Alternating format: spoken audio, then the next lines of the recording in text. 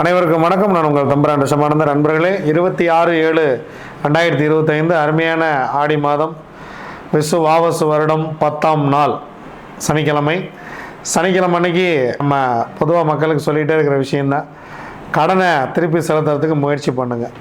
சில விஷயங்கள்லாம் நம்ம அடிக்கடி கேட்டாலும் இயற்கை நம்மளை செய்கிறதுக்கு விடாது. நல்ல விஷயங்கள் எவ்வளோ இருக்குது, அதாவது வாழ்க்கையில் நல்ல விஷயங்கள் எவ்வளோ இருக்குது, அதை நம்ம தான் எடுத்துக்கணும்.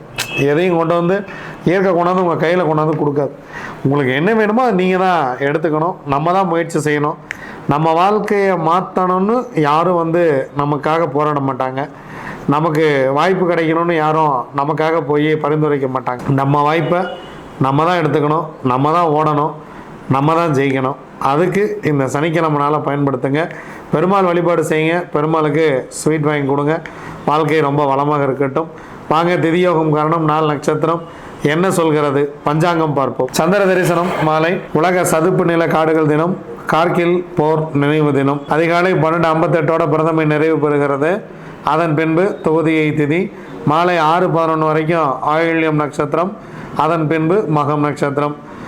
காலை 7:25 வரைக்கும் சித்தி நாமயோகம், யோகாதிபதி நட்சத்திரம் அவிட்டம், யோகி செவ்வாய், அவயோக நட்சத்திரம் மகம், அவயோகி கேது. அதன் பின்பு வேதிபாதம் நாமயோகம், யோகாதிபதி நட்சத்திரம் சதயம், யோகி ராகு, அவயோக நட்சத்திரம் பூரம், அவயோகி சுக்கிரன்.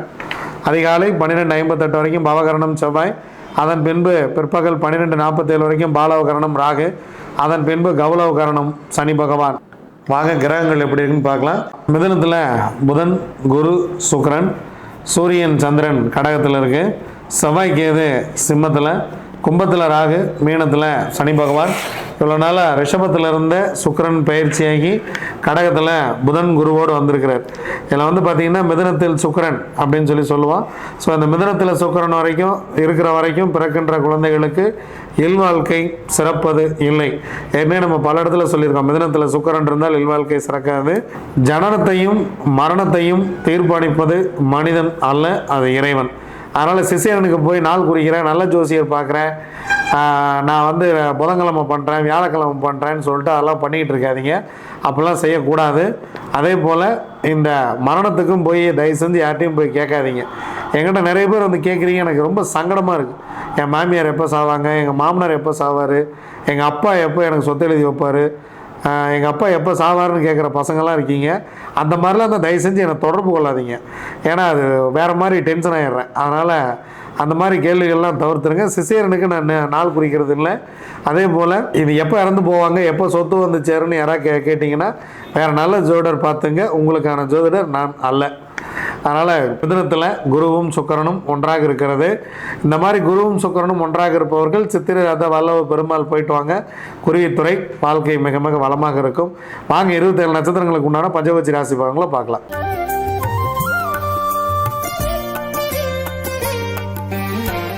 அஸ்வினி, பரணி, கார்த்திகை, ரோகிணி, மிருகசிரிசம் உங்களுடைய பட்சி வல்லூர் இன்று படுபட்சி.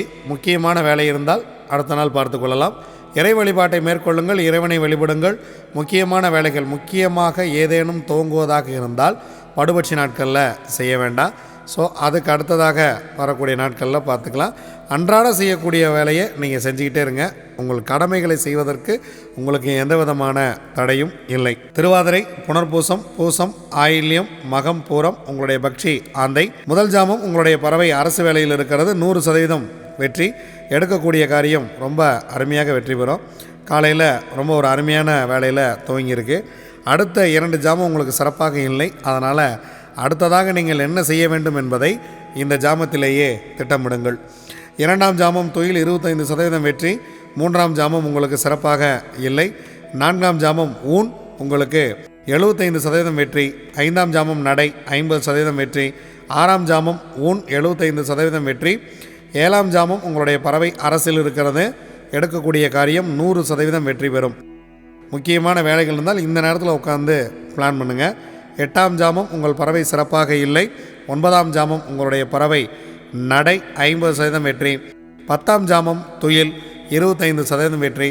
பிரம்ம முகூர்த்தம், இதில் நம்ம போய் முக்கியமான வேலை செய்யலாம் அப்படின்னு சொன்னால் நீங்கள் அதை செய்ய வேண்டாம். ஏன்னா பறவை தொயில் இருக்கும்போது பிரம்ம முகூர்த்தம் உங்களுக்கு சிறப்பான ஒரு விஷயத்தை உங்களுக்கு கொடுக்காது. ஏதேனும் முக்கியமான காரியங்கள் இருந்தால் நீங்கள் விடுந்த பின்பு பார்த்து கொள்ளலாம். உத்திரம், அஸ்தம், சித்திரை, சுவாதி, விசாகம் உங்களுடைய பக்ஷி காகம். முதல் 2 ஜாமங்களுமே உங்களுக்கு சிறப்பாக இல்லை. இறைவனை வழிபட்டு விட்டு இந்த நாளை துவங்குங்கள். 3ஆம் ஜாமம் ஊன் உங்களுக்கு 75% வெற்றி. 4ஆம் ஜாமம் நடை 50% வெற்றி. 5ஆம் ஜாமம் உங்களுக்கு மிக சிறப்பாக இருக்கிறது. உங்களுக்கு இந்த அருமையான மாலை வேலை உங்களுக்கு அரசு வேலையில் இருக்கிறது. முக்கியமான வேலை ஏதேனும் இருந்தால் இதில் துவங்குங்க. ஏன்னா இந்த அரசு வேலை அப்படிங்கிறது உங்களுக்கு இந்த மாலை வேலை தான் வருது. திரும்ப பார்த்தீங்கன்னா நள்ளிரவு நேரத்துக்கு போயிடுது. அதனால் முக்கியமான வேலை இருந்துச்சுன்னா இந்த நேரத்தில் பிளான் பண்ணிக்கிறது ரொம்ப பெட்டர். 6ஆம் ஜாமம் துயில் 25% வெற்றி. 7ஆம் ஜாமம் ஊன் 75% வெற்றி. 8ஆம் ஜாமம் அரசு 100% வெற்றி. 9ஆம் ஜாமம் சிறப்பாக இல்லை. 10ஆம் ஜாமம் நடை பிரம்ம முகூர்த்தம் 50% மட்டுமே காரிய வெற்றியை கொடுக்கும். முக்கியமான வேலை இருந்தால் நீங்கள் முக்கியமாக செஞ்சே ஆகணும்னு தான் இந்த வேலையில் செய்யலாம். சிறப்பான வேலை வேண்டுமெனில் பிறகு பார்த்து கொள்ளலாம். அனுஷம், கேட்டை, மூலம், பூராடம், உத்திராடம் உங்களுடைய பக்ஷி கோழி. முதல் ஜாமம் உங்கள் பறவை சிறப்பாக இல்லை. 2ஆம் ஜாமம் ஊன் 75% காரிய வெற்றி. 3ஆம் ஜாமம் நடை 50% காரிய வெற்றி. 4ஆம் ஜாமம் மிக சிறப்பாக இருக்கிறது. இந்த மதிய வேலையை பயன்படுத்தி கொள்ளுங்கள். உங்களுக்கு இறைவன் கொடுத்த பொன்னான நேரம் இது. 100% காரிய வெற்றி. 5ஆம் ஜாமம் துயில் 25% வெற்றி. 6ஆம் ஜாமம் நடை 50% காரிய வெற்றி. 7ஆம் ஜாமம் துயில் 25% வெற்றி. 8ஆம் ஜாமம் ஊன் 75% வெற்றி. 9ஆம் ஜாமம் உங்களுக்கு மிகச்சிறப்பாக இருக்கிறது. 100% காரிய வெற்றி. அரசு வேலை செய்ய இருக்கிறது. 10ஆம் ஜாமம் சிறப்பாக இல்லை. பிரம்ம முகூர்த்தத்தில் நீங்கள் தான் வேலை செய்கிற மாதிரி இருந்தால் கொஞ்சம் முன்னாடியே இந்த வேலையிலே துவங்கிடுங்க. நான் ஏர்லி மார்னிங் கிளம்பி போகணும், இல்லை இந்த நேரத்தில் நம்ம கிளம்பி போனோம், 1 மணி நேரம் முன்பாகவே நீங்கள் கிளம்பி போனாலும் பரவாயில்ல. ஆனால் நீங்கள் போகக்கூடிய காரியம் வெற்றி அடையணும், சிறப்பாக செல்லணும் அப்படிங்கிறது தான் இதில் விஷயமே. திருவோணம், அவிட்டம், சதயம், பூரட்டாதி, உத்திரட்டாதி, ரேவதி உங்களுடைய பட்சி மயில். முதல் ஜாமம் ஊன் 75% காரிய வெற்றி. 2ஆம் ஜாமம் நடை 50% வெற்றி. 3ஆம் ஜாமம் சிறப்பாக இருக்கிறது. 100% காரிய வெற்றி. அதன் பிறகு வரக்கூடிய 3 ஜாமங்களுமே உங்களுக்கு சிறப்பாக இல்லை. காலையில் உங்களுக்கு 3 ஜாமம் மிக சிறப்பாகவே இருக்கிறது. அதனால் இந்த நேரத்தை பொன்னான வேலையை பயன்படுத்துங்கள். 4ஆம் ஜாமம் துயில், 5ஆம் ஜாமம் 6ஆம் ஜாமம் இரண்டுமே சிறப்பாக இல்லை. முக்கியமான வேலை இருந்தால் பிறகு பார்த்து கொள்ளலாம். 7ஆம் ஜாமம் நடை 50% காரிய வெற்றி. 8ஆம் ஜாமம் துயில் 25% வெற்றி. 9ஆம் ஜாமம் ஊன் 75% வெற்றி. 10ஆம் ஜாமம் பிரம்ம முகூர்த்தம் மிக சிறப்பாக இருக்கிறது. எதை துவங்குவதாக இருந்தாலும் இந்த நேரத்தில் துவங்குவது மிகப்பெரிய ஒரு வெற்றியை உங்களுக்கு கொடுத்துவிடும். இதுவரைக்கும் 27 நட்சத்திரங்களுக்கு உண்டான பஞ்சபட்சி ராசி பலன்களை பார்த்தோம். வாங்க நாம் தொடர்ந்து பயணிப்போம். நன்றி, வணக்கம். நான் உங்கள் தம்பிரான் ரிஷபானந்தர்.